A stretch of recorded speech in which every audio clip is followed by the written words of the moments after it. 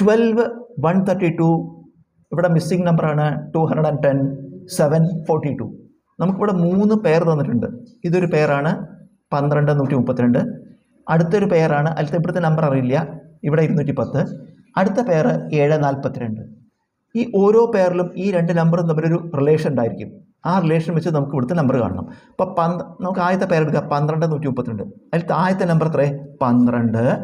12-ന് തൊട്ട് താഴെയുള്ള നമ്പർ എത്രേ 12-ന് തൊട്ട് താഴെയുള്ള നമ്പർ 11ആണ്. ആ 12ഉം 11ഉം മൾട്ടിപ്ലൈ ചെയ്ത് നോക്കുക. 12 × 11 132. അപ്പോൾ ഇത് ശരിയാവുന്നുണ്ട്.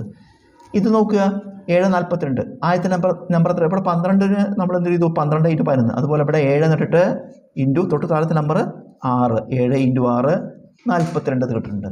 അപ്പോൾ അതുപോലെ നമ്മൾ ഇവിടുത്തെ നമ്പർ കാണണം. അതായത് ഈ നമ്പർ തൊട്ട് താഴെയാണ് നമ്പർ, അത് രണ്ടും കൂടി മൾട്ടിപ്ലൈ ചെയ്താൽ ഇത് കിട്ടണം. അപ്പോൾ ഈ നമ്പർ നമുക്ക് 15 എടുത്ത് നോക്കുക. 15 തൊട്ട് താഴെ എത്ര 14.